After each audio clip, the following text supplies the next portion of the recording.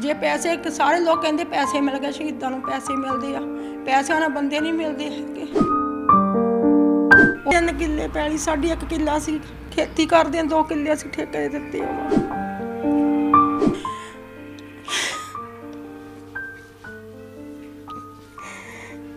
उत्थे सानू अपने सरदार होना दे गया दी बहुत दुख ही बहुत लगा।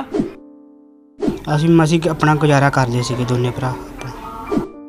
पर एक घर दे विचों एक कमाउण वाला जी जिसले चल जांदा तुसीं खुद समझदार आ उस घर दे उत्ते की बीतदी होगी।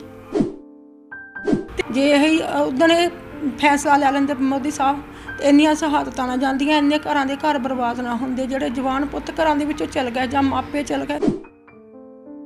जे हुण जिहड़े गए आ शहादतां दे विच उन्हां दे परिवारां दीयां बांह फड़नी चाहीदी आ, उन्हां दे परिवारां दे बच्चिआं दा गांह सोचना चाहीदा भविख बारे। माण भी महसूस हुंदा बहुत, बच्चिआं नूं भी माण महसूस हुंदा है जिल्ले कल बच्चे नूं बेटे नूं फोन आउंदे सीगे।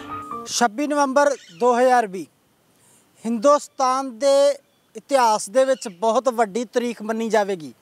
इस तरीक नूं हिंदुस्तान दा कोई भी वासी भुल नहीं सकेगा, क्योंकि इस तरीक नूं इस देश दा अन्नदाता, इस देश का ढिड भरन वाला किसान अपने हकों के लिए सड़कों ते उतर आया सीगा।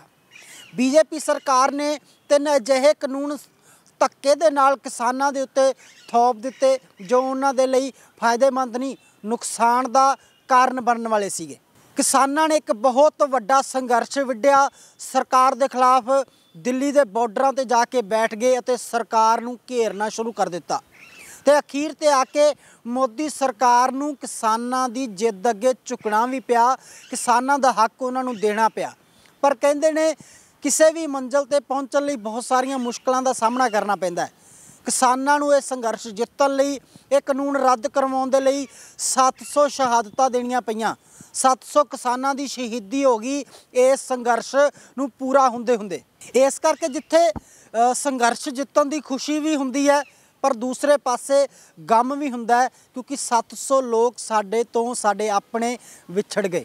उन्हां दा गम सानू हमेशा याद रहेगा, उन्हां दीयां यादां हमेशा याद रहणगीਆਂ ते वो साडे नाल हमेशा याद रहणगे ते वो कदी मरदे नहीं ते वो हमेशा अमर हो गए ने। ते अज तुहानू कुछ अजिहे परिवारां दे नाल रूबरू करावांगे जिन्हां दे मैंबर इस किसानी संघर्ष दौरान इस दुनिया तो चले गए, शहीदियां पा गए। गदड़ीवाला दा रहण वाला 35 साला किसान निर्मल सिंह भी इस संघर्ष का हिस्सा बनया। बचपन च निर्मल के माता पिता का देहांत हो गया सी। वो अपने भरा ते विधवा भैन ते उसके बच्चों का एको ही सहारा सी। दोवें भरा खेती के नाल मजदूरी करके अपने परिवार का पेट पालते सी। जदों किसान अंदोलन शुरू होया तो निर्मल भी इस संघर्ष का हिस्सा बनया, पर ਸਿੰਘੂ बॉर्डर पर उसकी सेहत खराब होने करके उसकी मौत हो गई। उस दिन तो बाद उसका परिवार पूरी तरह रुल गया। निर्मल के भरा अमरीक ने दस्सिया कि ਉਹੀ ਉਹਨਾਂ ਦਾ सहारा सी ते हुण निर्मल उन्हां तो दूर हो गया तो वो लोग दर दर दीयां ठोकरां खाण नूं मजबूर ने। उन्हां दी सरकार तो अपील है, पंजाब सरकार वालों शहीद किसानां दे परिवारां नूं नौकरी देण दा वादा कीता गया सी, उस नूं जल्द पूरा कीता जावे। सर भी वो असीं ही रोज़गार सी असीं वो भी उन्हां साडे नाल किसानी संघर्ष गया सी। 15 तरीक नूं सर गया सी, पता लगा 18 तरीक बीमार हो गया सी उत्थे ते वो कहंदे सी 19 तरीक नूं पता लगा भी डैथ हो गई है तेरे भरा दी। हाँ जी। परिवार च कौन कौन है? सर मैं ही कल्ला आया जी, माई बाप मेरे भी गुजर गए सर। असीं परिवार बहुत रोज़गार हैं जी, असीं मसीं अपना गुजारा करदे सीगे दोने भरा। कल ਦੀ ਜਦੋਂ ਉਹਨਾਂ ਦੀ ਸ਼ਹੀਦੀ ਨੂੰ ਦੇਖਦੇ ਹੋਏ ਜਦੋਂ ਪ੍ਰਧਾਨ ਮੰਤਰੀ ਨੇ ਐਲਾਨ ਕੀਤਾ ਤਾਂ ਉਸ ਵੇਲੇ ਮਨ ਨੂੰ ਕਿਸ ਤਰ੍ਹਾਂ ਦਾ ਲੱਗਾ? ਸਾਨੂੰ ਸਰ ਜੀ ਬਹੁਤ ਚੰਗਾ ਲੱਗਿਆ ਵੀ ਸਾਡੇ ਕਿਸਾਨਾਂ ਨੇ ਸਾਡੀ ਮੋਦੀ ਨੇ ਸਾਡੀ ਸਰਕਾਰ ਸਾਡੀ ਸੁਣੀ ਆ। ਹਾਂਜੀ। ਕੀ ਮੰਗ ਕਰਦੇ ਹੋ ਹੁਣ ਸਰਕਾਰ ਤੋਂ? ਅਸੀਂ ਸਰਕਾਰੀ ਮੰਗ ਕਰਦੇ ਵੀ ਸਾਡੀ ਜੇ ਭਰਾ ਸਾਡੀ ਵੀ शहीद होया सी भी साडे भी कोई साडा मसला हल किया जाए। निर्मल सिंह जो जी बड़े गरीब घर तो हैं, शुरू तो इन्हां दी गरीबी, उसदे बाद इन्हां दे माँ प्यो अज तो कई साल पहले मरे, प्यो तो मरे नूं 20 साल हो गए तो माँ बारी नूं भी 14 साल हो गए। एक इन्हां दी भैन है वो विधवा, उसदे 3 बच्चे है। बाकी दोनों भरा इत्थे रहिंदे ही, अपना दिहाड़ी ला के गुजारा करते ही। ये बेचारा किसी नाल ट्राली च किसान यूनियन चल गया सिंधु बॉर्डर से, उत्थे 2 दिन बाद सेहत ढिली हो गई। ਉੱਥੇ ਇਹਨੂੰ ਕਿਤੇ ਉਹ ਏਡੀਸ ਲੈ ਗਏ ਹੋਣੇ ਜਿੱਥੇ ਇਹਦਾ ਥੋੜ੍ਹਾ ਇਲਾਜ ਕਰਾਇਆ। ਉਹਨਾਂ ਨੇ ਬਾਅਦ 'ਚ ਇਹਨੂੰ ਰੈਫਰ ਭੇਜਿਆ ਵੀ ਐਮਐਚ ਲੈ ਜਾਓ, ਅਤੇ ਫਿਰ ਇਹਦੀ ਰਸਤੇ 'ਚ ਕਿਤੇ ਮੌਤ ਹੋ ਗਈ। ਅਤੇ ਸ਼ੁਰੂ ਤੋਂ ਗਰੀਬੀ 'ਚ ਹੀ ਕੱਟੀ ਨੇ ਜ਼ਿੰਦਗੀ, ਬਹੁਤ ਹੀ ਜ਼ਿਆਦਾ ਗਰੀਬ ਹੈ। 3-4 ਨਾਲ ਪੈਲੀ ਹੈ ਸਾਰੀ ਇਹਨਾਂ ਦੀ। ਬਾਕੀ ਗੌਰਮੈਂਟ ਨੂੰ ਇਹ ਚਾਹੀਦਾ ਵੀ ਇਹਨਾਂ ਦੀ ਕੁਛ ਮਦਦ ਕੀਤੀ ਜਾਵੇ। ਇਹ ਗਰੀਬ ਬੰਦਾ, ਇਹਦਾ ਅਜੇ ਤੱਕ ਸਰਟੀਫਿਕੇਟ ਨਹੀਂ ਬਣ ਰਿਹਾ ਜੀ ਉਹਦਾ ਨਿਰਮਲ ਸਿੰਘ ਦਾ। ਇਹ ਸਾਰੇ ਹੁਸ਼ਿਆਰਪੁਰ ਤੱਕ STM ਤੱਕ ਸਾਰੇ ਜਾਏ, ਤਹਿਸੀਲਦਾਰ ਕੋਲ ਜਾਏ, ਉਹ ਸਰਟੀਫਿਕੇਟ ਨਹੀਂ ਬਣ ਰਿਹਾ।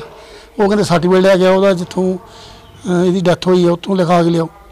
ਉੱਥੇ ਹੀ ਟਾਂਡਾ ਦੇ ਇੱਕ ਪਿੰਡ ਦੇ ਰਹਿਣ ਵਾਲੇ ਕਿਸਾਨ ਭੁਪਿੰਦਰ ਸਿੰਘ ਦੇ ਪਰਿਵਾਰ ਦਾ ਵੀ ਅਜਿਹਾ ਹੀ ਹਾਲ ਹੈ। ਕਿਸਾਨੀ ਸੰਘਰਸ਼ 'ਚ ਹਿੱਸਾ ਲੈਣ ਗਏ ਭੁਪਿੰਦਰ ਸਿੰਘ ਵੀ ਸਿੰਘੂ ਬਾਰਡਰ 'ਤੇ ਬਿਮਾਰ ਹੋਣ ਕਰਕੇ ਇਸ ਦੁਨੀਆ ਤੋਂ ਚਲੇ ਗਏ। ਉਹਨਾਂ ਦੇ ਜਾਣ ਮਗਰੋਂ ਪਰਿਵਾਰ ਵਾਲਿਆਂ ਦਾ ਬਹੁਤ ਬੁਰਾ ਹਾਲ ਹੈ। ਉਹ ਆਪਣੇ ਪਰਿਵਾਰ ਦਾ ਇੱਕੋ ਇੱਕ ਸਹਾਰਾ ਸੀ। ਭੁਪਿੰਦਰ ਸਿੰਘ ਆਪਣੇ ਪਿੱਛੇ ਇੱਕ ਵਿਧਵਾ ਬੀਬੀ ਅਤੇ ਆਪਣੇ 2 ਬੱਚੇ ਛੱਡ ਗਿਆ। ਭੁਪਿੰਦਰ ਦੀ ਪਤਨੀ ਸੰਤੋਖ ਕੌਰ ਦਾ ਕਹਿਣਾ ਹੈ ਕਿ ਉਹਨਾਂ ਦੇ ਕੋਲ 4 ਏਕੜ ਜ਼ਮੀਨ ਹੈ ਜਿਸ 'ਤੇ ਉਹ ਖੇਤੀ ਕਰਦੇ ਸਨ, ਪਰ ਉਹ ਵੀ ਕਰਜ਼ੇ ਥੱਲੇ ਦੱਬੀ ਹੋਈ ਹੈ। ਉਹਨਾਂ ਦਾ ਕਹਿਣਾ ਹੈ ਕਿ ਉਹਨਾਂ ਦੇ ਪਤੀ ਦੀ ਕਮੀ ਤਾਂ ਪੂਰੀ ਕਦੀ ਨਹੀਂ ਹੋ ਸਕਦੀ, ਪਰ ਉਹਨਾਂ ਦੇ ਬੱਚਿਆਂ ਨੂੰ ਪਾਲਣ ਲਈ ਸਰਕਾਰ ਨੂੰ ਉਹਨਾਂ ਦੀ ਮਦਦ ਕਰਨੀ ਚਾਹੀਦੀ ਹੈ। ਅਸੀਂ ਖੁਸ਼ ਤਾਂ ਬਹੁਤ ਹੋਏ ਸੁਣ ਕੇ ਉਸ ਟਾਈਮ 'ਤੇ ਵੀ ਜਿਹੜੇ ਸਾਡੇ ਭੈਣ ਭਰਾ ਨੇਚਰਾਂ ਦੇ ਉੱਥੇ ਬੈਠੇ ਆ, ਉਹਨਾਂ ਦੀ ਆਸ ਵੱਜੀ ਕਿ ਆਪਣੇ ਘਰਾਂ ਨੂੰ ਸੁੱਖ ਸਵੀਲੀ ਆਪਣੇ ਘਰਾਂ ਨੂੰ ਆਉਣਗੇ। ਉੱਥੇ ਸਾਨੂੰ ਆਪਣੇ ਸਰਦਾਰ ਹੋਰਾਂ ਦੇ ਗਿਆਂ ਦੀ ਬਹੁਤ ਦੁੱਖ ਹੀ ਬਹੁਤ ਲੱਗਾ। ਜੇ ਇਹ ਉਦੋਂ ਇਹ ਫੈਸਲਾ ਲੈ ਲੈਂਦੇ ਮੋਦੀ ਸਾਹਿਬ, ਅਤੇ ਇੰਨੀਆਂ ਸ਼ਹਾਦਤਾਂ ਨਾ ਜਾਂਦੀਆਂ, ਇੰਨੇ ਘਰਾਂ ਦੇ ਘਰ ਬਰਬਾਦ ਨਾ ਹੁੰਦੇ। ਜਿਹੜੇ ਜਵਾਨ ਪੁੱਤ ਘਰਾਂ ਦੇ ਵਿੱਚੋਂ ਚਲ ਗਏ ਜਾਂ ਮਾਪੇ ਚਲ ਗਏ, ਉਹਨਾਂ ਦਾ ਕੀ ਕਸੂਰ ਸੀ? ਕਿ ਗੌਰਮੈਂਟ ਉਹਨਾਂ ਦਾ ਕੁਛ ਕਰੇਗੀ? ਕੀ ਕਰੂਗੀ? ਜੇ ਪੈਸੇ, ਸਾਰੇ ਲੋਕ ਕਹਿੰਦੇ ਪੈਸੇ ਮਿਲ ਗਏ, ਸ਼ਹੀਦਾਂ ਨੂੰ ਪੈਸੇ ਮਿਲਦੇ ਆ, ਪੈਸਿਆਂ ਨਾਲ ਬੰਦੇ ਨਹੀਂ ਮਿਲਦੇ ਹੈਗੇ।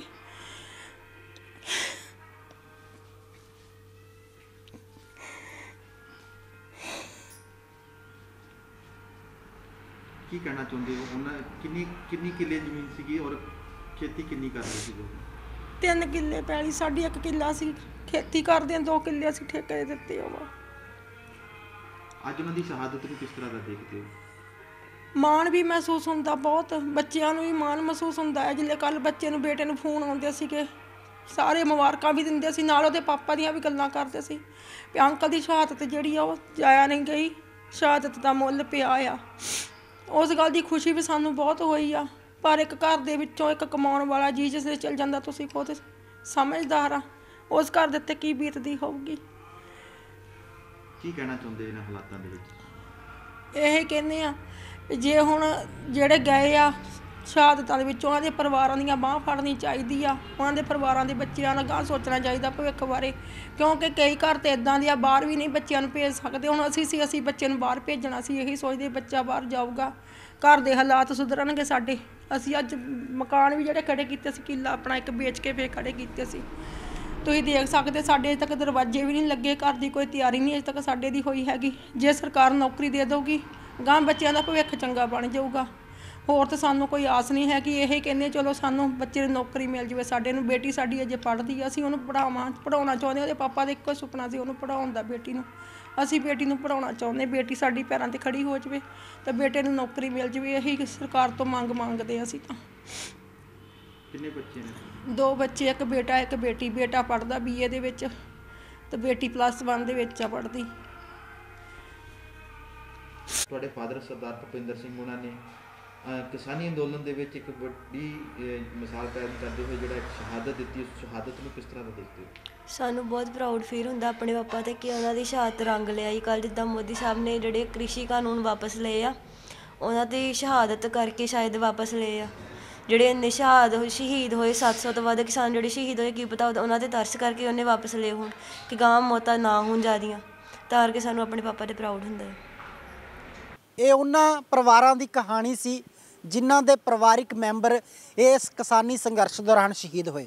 ਤੁਹਾਨੂੰ ਦੱਸ ਦਈਏ, ਹਾਲਾਂਕਿ ਮੋਦੀ ਸਰਕਾਰ ਦੇ ਵੱਲੋਂ ਇਹ ਕਹਿ ਦਿੱਤਾ ਗਿਆ ਕਿ ਕਾਨੂੰਨ ਰੱਦ ਹੋਣਗੇ, ਪਰ ਕਿਸਾਨਾਂ ਦਾ ਕਹਿਣਾ ਹੈ ਜਿੰਨਾ ਚਿਰ ਇਹ ਪਾਰਲੀਮੈਂਟ ਦੇ ਵਿੱਚ ਰੱਦ ਨਹੀਂ ਹੁੰਦੇ, ਸਾਡਾ ਸੰਘਰਸ਼ ਇਸੇ ਤਰ੍ਹਾਂ ਜਾਰੀ ਰਹੇਗਾ। ਕੈਮਰਾਮੈਨ ਦੀਪ ਬਾਜਵਾ ਦੇ ਨਾਲ ਮੈਂ ਮਨਪ੍ਰੀਤ ਔਲਖ, ਚੰਡੀਗੜ੍ਹ।